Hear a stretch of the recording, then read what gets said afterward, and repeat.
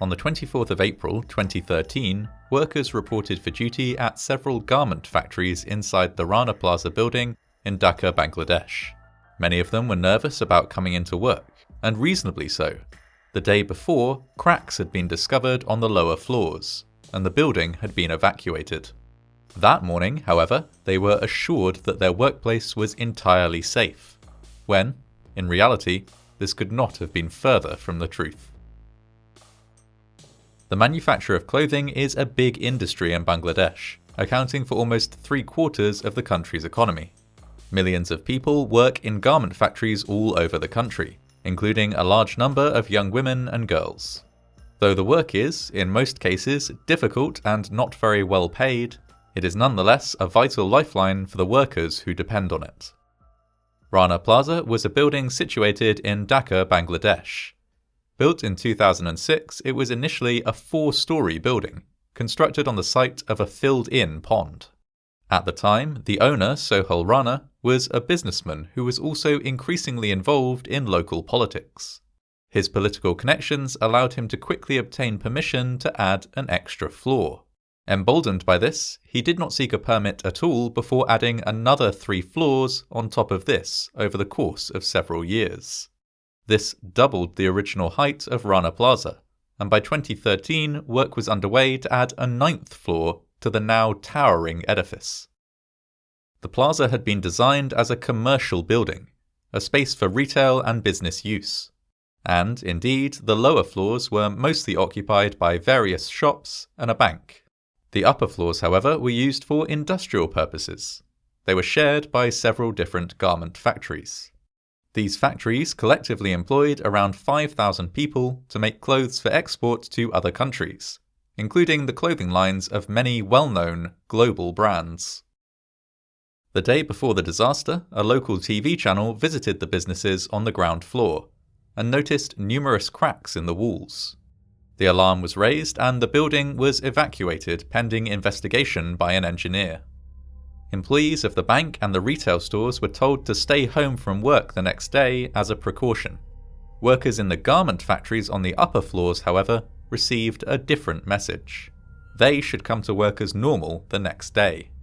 The cracks had been inspected, they were told, and amounted only to flaking plaster, cosmetic damage only. The building was safe. Sohail Rana, the owner of the entire building, had told factory managers personally that there was no reason for caution. Some workers were already uncertain about the structural soundness of the building. Those who had worked there for any time at all had noted the building swaying or shuddering when the generators on the top floor were switched on. This, combined with the news of the cracks in the lower floors, created some serious doubts. Nonetheless, workers were under a lot of pressure to go into work. Their jobs were a vital part of their livelihood, and the managers at some factories threatened to fire workers or dock them a month's pay if they failed to come into work the next day. And so, on the 24th of April, most workers went to their posts as normal and began a day's hard work. At around 8:45 a.m, there was a power cut, prompting workers to start the diesel generators on the upper floors of the building. As the generators powered up, the building shuddered, just as it often did when the generators were used. This time, however, the shudder was followed by a series of loud bangs and lurching movements. Realizing what was about to happen, workers surged towards the few available exits, but before any could escape, a large portion of Rana Plaza collapsed. The rear of the building failed completely, with 8 floors pancaking down on top of one another. The collapse also brought down an adjacent 3-story building. The first people on scene were local residents and passers-by. As soon as the rubble had settled, they began to dig for survivors using their bare hands. Within hours, the Bangladeshi Army and emergency services were on site to begin a long and painstaking rescue effort. Assistance from experienced outside agencies was offered, but turned down by the government of Bangladesh, who asserted that their own emergency services were skilled and well-equipped enough to handle the disaster. As the rescue effort went on, however, some observers alleged that this was not the case at all. Rescuers were seen wearing sandals and working without protective equipment. In one case, a fire began in the rubble, when sparks from a piece of cutting equipment ignited fabric in the collapsed building. The blaze put the rescue effort on hold for several hours, injured 4 firefighters, and killed a survivor they had spent several hours trying to extricate.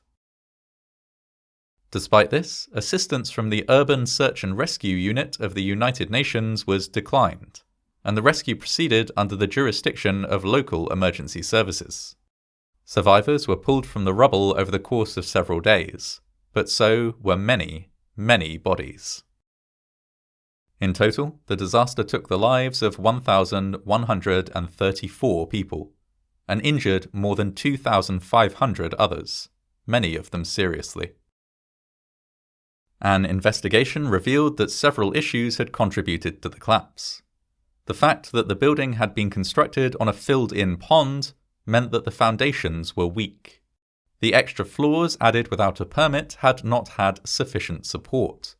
The use of heavy machinery in a building that had been designed for commercial, not industrial use, had resulted in excess load and vibrations that had weakened the structure over time. Since the owner had expanded the building without permits or permission, these glaring issues had been missed by authorities. Scenes of survivors and bodies being removed from the rubble were broadcast around the world, where they had a profound impact. This impact was magnified by the fact that viewers in some Western countries recognized the brands that workers had been manufacturing clothing for. Brands like Benetton, Bon Marché, Joe Fresh, Matalan, Zara, Monsoon, Accessorize, Primark, and Walmart. Disturbing details emerged, including how little workers were paid, the poor working conditions before the collapse, and the fact that the rapid turnaround demanded by these familiar companies had added to the pressure to get workers back into the unstable factories. The response of these brands and retailers was mixed. Local, non-governmental organizations and workers' rights groups drafted a legally binding agreement that would set minimum standards for safety in garment factories in Bangladesh. Many brands and retailers quickly signed up, but some refused, instead making up their own, less financially onerous guidelines. Around 30 large global companies had been using the Rana Plaza factories to manufacture their stock, but of these, only 7 agreed to contribute financially towards the compensation to be paid to victims. This compensation was the cause of unrest in the days and months following the disaster. Some survivors were denied any financial help, and the compensation paid to others was relatively minimal, especially considering that the collapse of the factory left them without a breadwinner in their family. Some companies insisted on a DNA test to link claimants to someone who had been found dead in the building before a payout could be made. Garment workers staged several protests over these and other issues, some of which descended into riots. In one instance, police fired into the air to force protesters to disperse, and in another, rubber bullets and tear gas were deployed. While curbing disorder, police were also seeking Sohail Rana, the owner of the building. After a few days, he was arrested near the Indian border, where it appeared he had been trying to leave the country, and returned to Dhaka by helicopter. Given the considerable anger directed at him, he was given a helmet and bulletproof vest to wear as he was taken to court to answer questions about the disaster. It was generally considered that he bore most responsibility for the loss of life, as it had been he who pressed ahead with building work without obtaining permits, he who assured people the building was safe after the cracks were found, and he who had constructed Rana Plaza on a swampy piece of reclaimed land in the first place. While more than a dozen other people involved in the construction and management of Rana Plaza were arrested, Sohail Rana was the only one to remain in custody. Several years were spent serving out a sentence for corruption, but even when this had been served, he was not released, as police were pursuing multiple charges against him. As of 2022, he remained in jail, awaiting the outcome of the legal process. In the most extreme scenario, he could face the death penalty. The site where Rana Plaza once stood was eventually cleared, and remains empty to this day. The only memorial is the one installed unofficially by the Workers' Party of Bangladesh. The collapse of Rana Plaza is not by any means the last or only disaster to affect the garment industry in Bangladesh, but it is an extremely prominent one, which left lasting scars on the community. These accidents are often referred to, quite simply, as the high cost of cheap fashion.